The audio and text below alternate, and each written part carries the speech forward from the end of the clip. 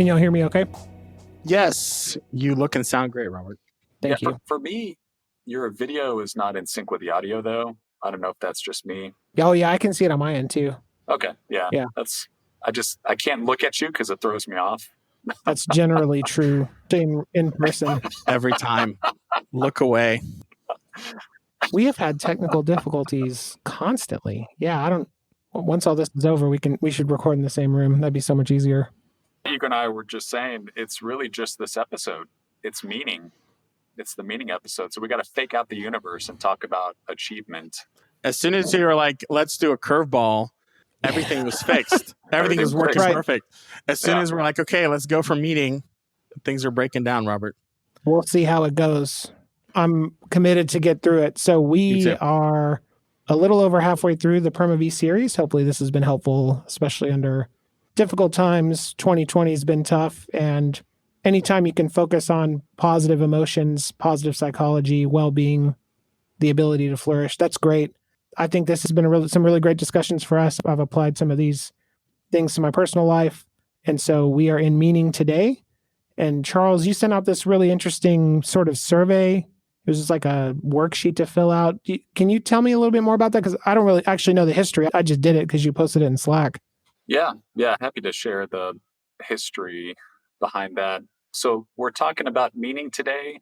And if I think about all of the conversations that I've had with people about PermaV, the element that is most difficult for people to comprehend and apply is meaning.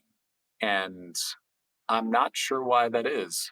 Also, positive psychology, they typically have interventions that are scientifically researched and backed that you can apply to each of these things. And when they exist, we cover them in our episode. I couldn't find one for meaning.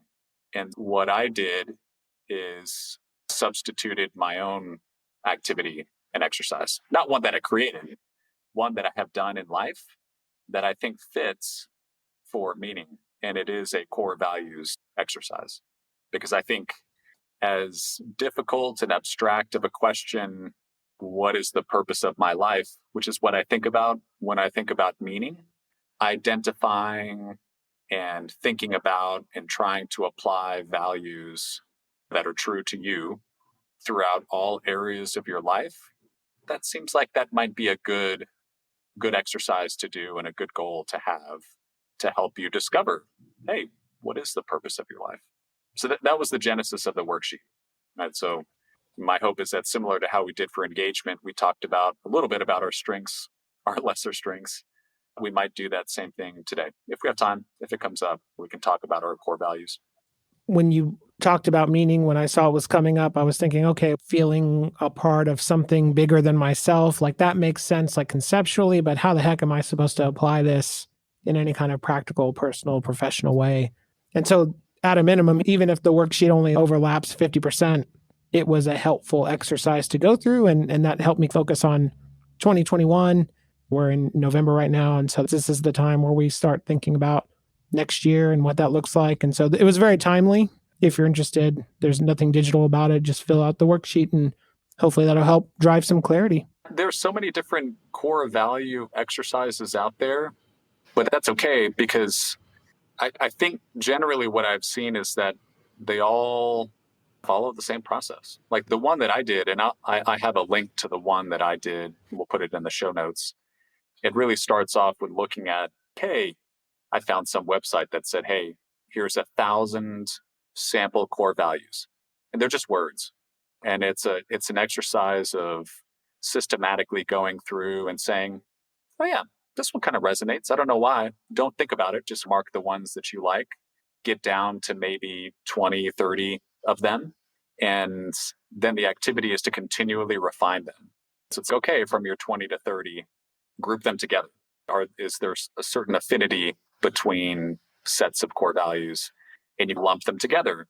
And then for each of the groups or lumps of values, pick one word to describe it that describes that category. And then my next step was to write out a definition, try to put words, my own words, to what that value means and why. And that was the hardest part. Like in terms of the core values exercise, it's all fun and games when you're just picking other people's words. But when you actually have to sit down and say, clarity is a value of mine, personal core value. And when I think and I talk, it's like I can see things. I use a lot of visual language. I see what you mean. I use that phrase a lot. I never really thought about why that's a value of mine. And so here's the language that I use to describe it. Clarity is a value because a clear vision and a purpose is a great motivator. And I need to articulate my vision and purpose, in other words, be clear, in order to become the best person that I can be in my life. And that's my own words.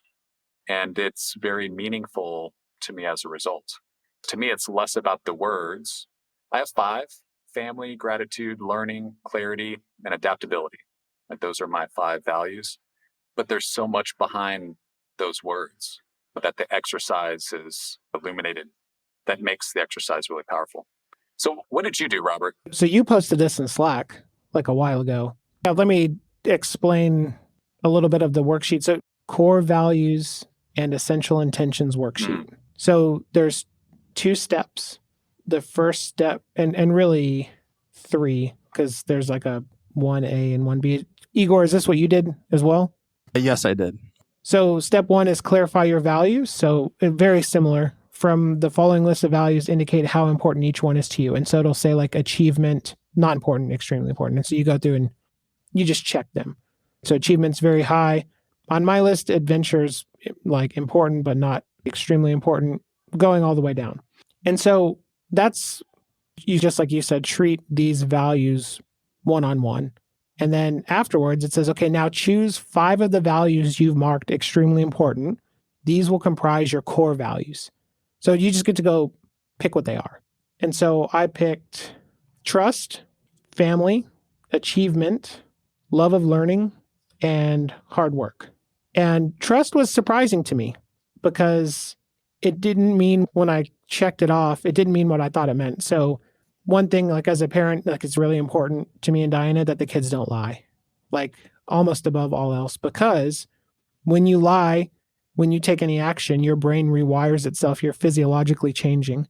And we don't want our kids to become easy liars. So we really clamp down on that. Trust was this weird thing, but for some reason I checked extremely important. And it's not something I would have thought ahead of time that would have been the case.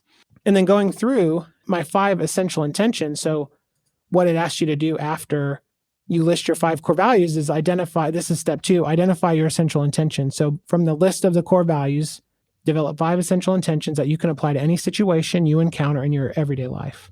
So you might use some of the values directly as they are, or use your own writing. Okay, so for example, if you have kindness, if that's one of your core values, then an essential intention could be phrased as, I intend to be kind in all my interactions.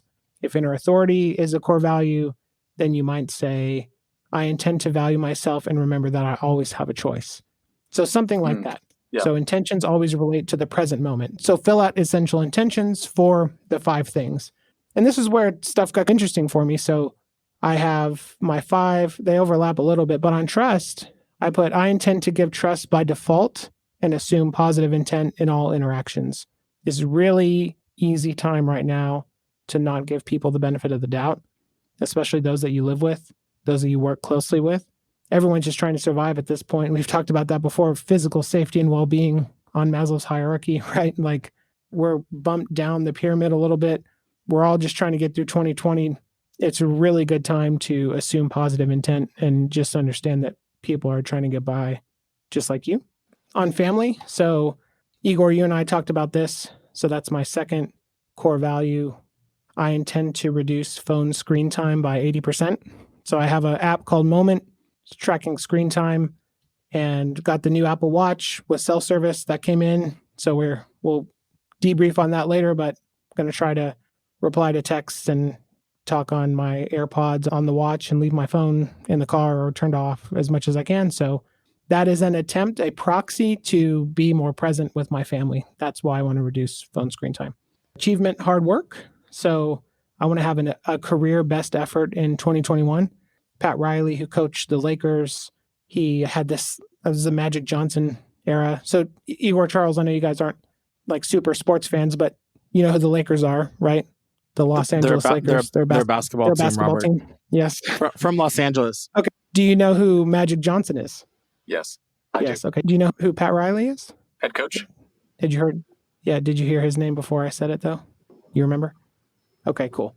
Good. So Pat Riley coached this team of just superstars, and they would crush all of these regular season records. In the playoffs, they'd get bounced first round year after year. It was maddening. And what he ended up doing is he went to each player, sometimes all the way back to high school, and quantified through some calculus and crazy math a numerical score for each season that the player participated in, regardless of team. And what he said was, for us to achieve the next level as a team, everyone here has to have a career best effort. If you were an 81 last year, you need to be 82, 83 this year. And every year, have that career best effort. And 2020 was not a career best effort for me by any stretch of the imagination. It's been so hard to get stuff done. Things that require a little bit of luck at work probably didn't go my way. And I don't feel great about 2020. And so I really hope that I can turn things around in 2021. So that's the achievement / hard work core value. 4, so love of learning. I intend to level up my hobby around audio, so capture and post-processing. This is a really cool thing we're doing here. I love the audio side of the equation. I'm getting really into it. Probably feels like other people feel when they're like woodworking and stuff like that. It's like an interesting artistic craft, and a lot of my hobbies haven't been artistic in nature, and they've been golf and things like that. So this is a cool thing to learn. So I want to just lean into that next year as a way to, increase my flourishing, treat it as a passion, get really good at it if I can. And then the last one kind of combines family and achievement. So I intend to complete a digital detox in December. So we talked about that, Cal Newport, and would really like to remove as much unessential technology and services from my life as possible. And so it was a really helpful exercise. I probably wouldn't have come to these conclusions. I think it will shape how I go through 2021. And so, Charles, thank you for posting it, man. It was nice to go through and see where I ended up. And it's not where I would have imagined at the beginning. Yeah, I'm glad it was useful. There's a couple of things that I want to ask you about. One is maybe an observation, and maybe we can go off on this tangent later if we want to. Love of learning is one of your character strengths, isn't it? Yeah. Yes. So that there's potential overlap and connection to the character strengths that we talked about before. The other thing that I wanted to point out is that the essential, I think both exercises, the one I did in this worksheet, it gets you to think about the value itself and arrive at your list of 3 to 5 or whatever. But it also gets you to think, and in this worksheet, it's through this essential intent. Through my exercise, it has you write out, what does success look like if you live out that value? And the commonality in those things between essential intent and what does success look like is you have to apply the value, right? It's not enough to just say, I value trust, but it is something to say, hey, in all situations, I'm going to trust by default. That's an actionable thing. And because it's an actionable thing, it's something that you can measure, like you said, and it's also something you can create goals around. And I use my core values to inform goal setting, right, for the year. And one that I have is around learning as I pursue knowledge to better myself and others around me. That's what success looks like. And success also means that I accept that there's so much I don't know in the world.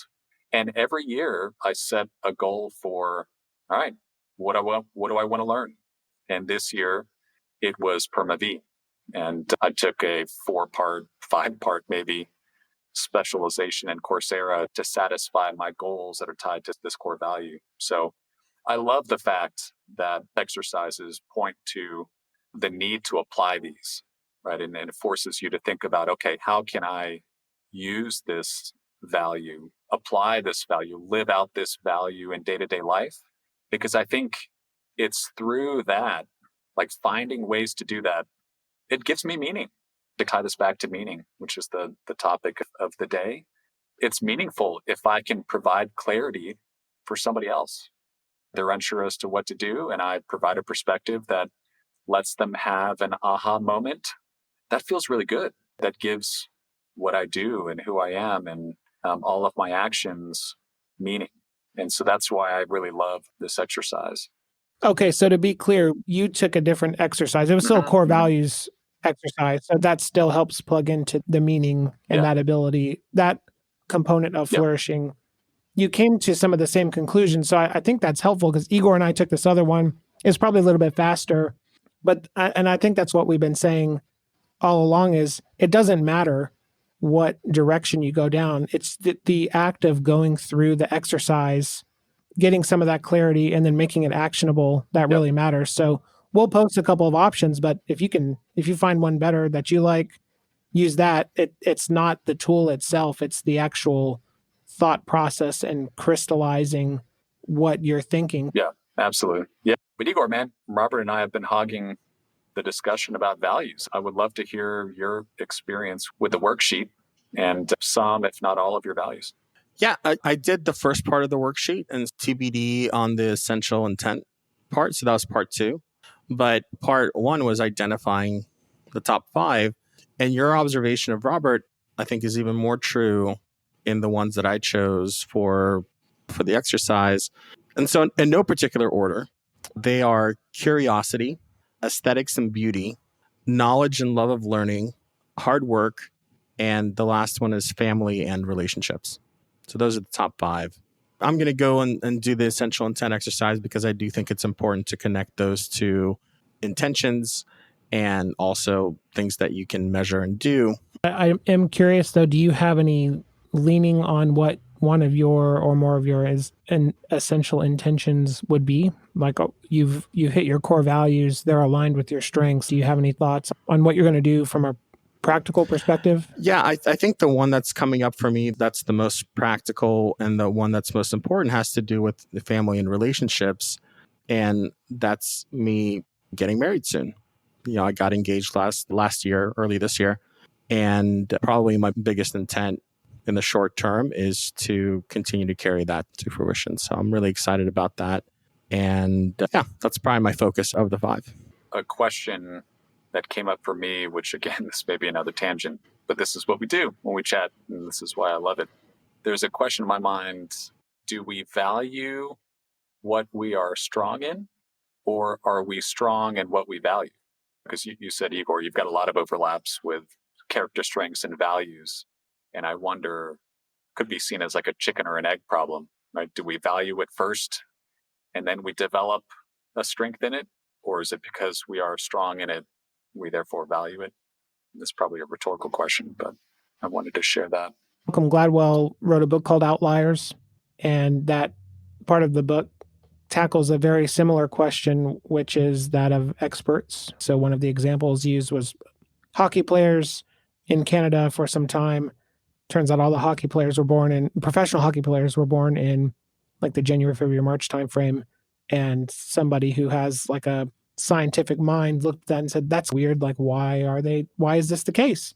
And it turns out that their cutoff for the age group for hockey leagues in Canada favored people who were born in January, February, March. It's very competitive right there. There's lots of different leagues. And so basically, if you were born in the first quarter of the year, you had 9, 10, 11 months of growth on your peer group, which when you're 9, like that really matters, right? You could be 10% bigger than the people around you. And so they're taller, they're faster, they're more mature, they can follow directions more. And the coaches look at that and say, oh, hey, you're my best player. You need to go to the next league. And they go to the next league and get the better training and the better coaches. And it's just a virtuous cycle at that point. And so I think as kids, someone probably told Igor early on, hey, you're really good at drawing, you're really good at art. And that self-reinforced into practice and belief that you're an artist. And over time, that grows into expertise. So I would say probably more often than not, you definitely are good at the things that you value, good at your values versus valuing what you're already good at. That's at least my unscientific thought after remembering part of reading one book 10 years ago. What's funny is I've never read that book before.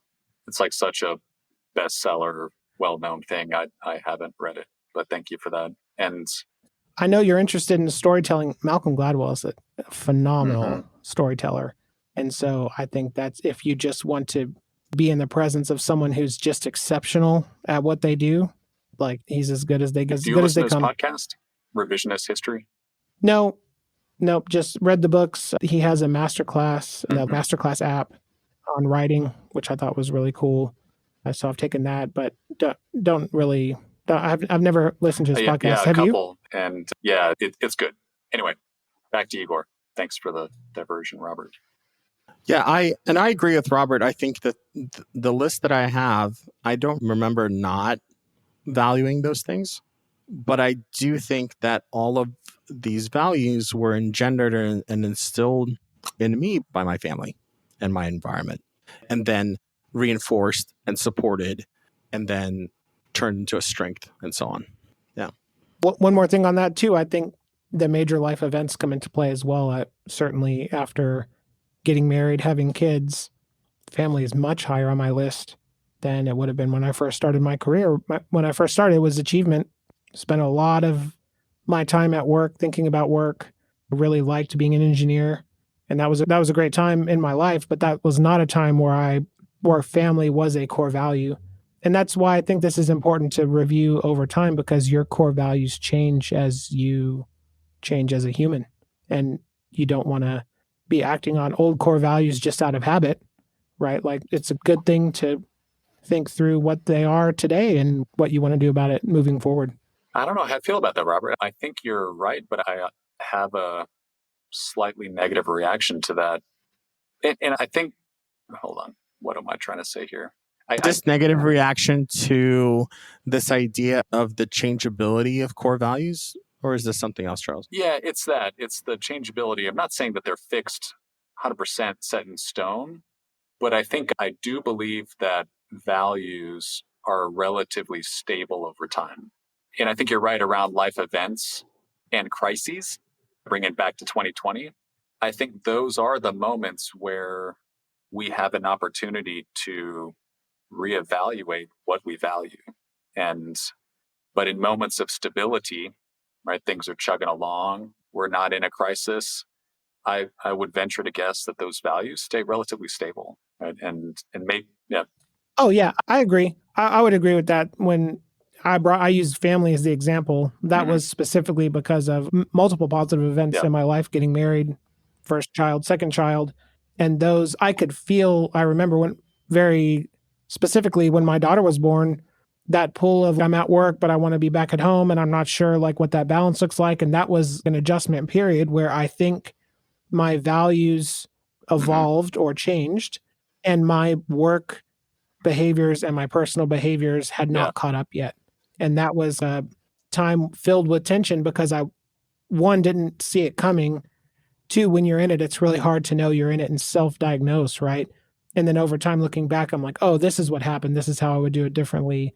And it's because family was put in as such a high core value, or as at one of my top 5, where before maybe it wasn't or didn't need to be, because I could manage everything I needed to manage without actually having to explicitly prioritize it in my life. Yeah, I think, Robert, you bring up something that I want to discuss with you all. To me, meaning, like finding meaning, I think more often than not emerges from suffering, like going through painful moments or crises like a pandemic or losing a loved one or losing your job. I think those, and although you said, hey, having kids is a wonderful, joyful moment, it also brings about a lot of suffering. You described it as a tension between work and career, which you valued a whole bunch, and family, which had dramatically changed by the addition of a baby. I do want to point out just real quick there, it was incredibly difficult. Like my daughter, who's great, she didn't sleep very well for 2 years. My wife works as well.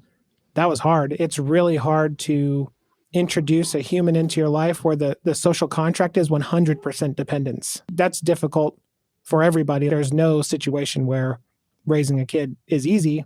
You get the benefits of it as you go through it, but it's also really hard. It's like the hardest thing I've ever done. And so it's definitely on the net positive side, but I do want to just call that out real quick to say like not super easy. And that comes into the core value discussion as well. I think I've asked you all this before offline, but have you all read Man's Search for Meaning by Viktor Frankl? He's a Holocaust survivor. I haven't. I added it to my list when you brought it up the other day, though. Igor, have you read it? I can't remember. No, same thing. I added it to my list when you mentioned it. Yeah, he has a quote here that I'll read that connects back to this idea of meaning often emerging from suffering. And he says, ever more people today have the means to live, but no meaning to live for. So ever more people today have the means to live, but no meaning to live for. And I think this ties back to the fact that in this day and age, we are living in the best possible moment in history. No matter where you are in terms of socioeconomic status, right? It's like people live longer, people have more now than they ever have in the world's history. And it's a very safe place. We are in very safe places in our lives and in our careers. And we're lucky. We're very lucky as a result. But that often means that we have not many moments of suffering compared to some other people today and in the past. And to me, this points at, I think, what a lot of people have been talking about in this crisis globally as a result of the pandemic is the need for resilience and how fragile we can be as humans sometimes because we don't know how to deal with suffering. And to me, when I suffer, big suffer, small suffer, what helps me to get through it is knowing that once I get through it, I can look back on it and I can find meaning in what I went through. And oftentimes it's hey, if I've gone through this thing, like I go through a divorce, I will be able to support and help others who go through that at some point in the future. And it could be as simple as that. And I would love to get y'all's take on this idea that meaning emerges from suffering, right? Because it's a different angle to meaning. Core values is a very practical way to think about it. But I don't know, how do y'all react to this idea, this notion that you have to suffer? Maybe not have to, but suffering often results in meaning emerging. Yeah, maybe if I think about that, I think responsibility, taking on responsibility also helps derive meaning. So if by suffering you mean experiencing a catastrophe, I think that's part of it, but also the ongoing pursuit and work and labor of accomplishment and getting things done and bearing responsibility, I think really can help provide meaning in life, whether that's at work, whether that's with the family. We even talked about kids, right? There's a tremendous amount of responsibility that comes with having a child and with raising a child. And I would say that being a parent, having kids is highly meaningful. And I wouldn't necessarily say that I suffered, but I definitely had that responsibility and continue to have that responsibility. And I think that's where a lot of the feeling of meaning suffering is a loaded term. It's, to me, there's a spectrum, right? Suffering could be you suffer from the monotony of the endless stream of meetings in a day, but it could also be at the higher end. Yeah, and really to help me, because I'm having a hard time wrapping my head around this, if I look at the definition, it's the state of undergoing pain, distress, or hardship. And so this hardship idea of actually bearing a burden and taking responsibility and meeting a commitment, I think pushes you towards meaning. And you can see the opposite is true, where if you go back to the quote, if you have no responsibility in life, that's a really great way to be in that position where you feel devoid of meaning and things like that. You're not plugged into something bigger than yourself. And I think that can lead to some of the negative side effects that you mentioned earlier. Charles, I do think that there is something there. And part of the evidence that leads me there, I love language. And I took Latin. Most people took useful foreign languages when they were in high school, Spanish or German or French or something like that. I took Latin, which is a dead language. Nobody uses it except for doctors writing prescriptions and so on. And when you mentioned meaning and suffering in the same sentence, it made me think about an out-of-date word for suffering, and the Latin word for suffering, which is passus. And passus is the core word for passion. And the word passion comes from the Latin word for suffering.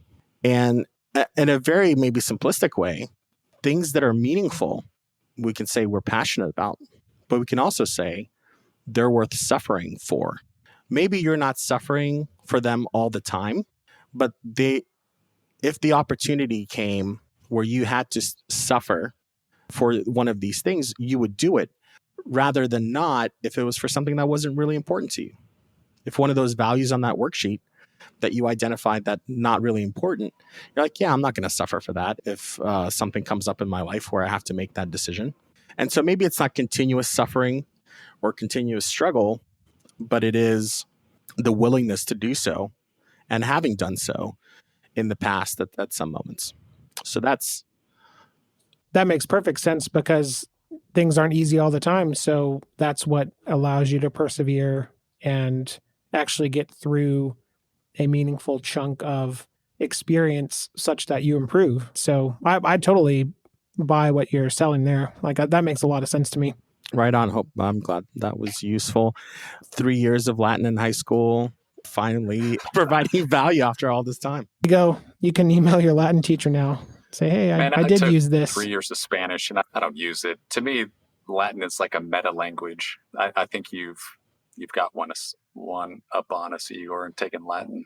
I took it for a very practical reason, Charles, is because I felt that it would be the best language elective to prepare me for the SATs, the verbal section. And I did exceptionally well on the verbal part. And that's not because of any sort of high intelligence that I have. It's the practice that I put into Latin and understanding the core of our language, partly which is Latin, partly which is Germanic in nature. So understanding both those languages really helps you.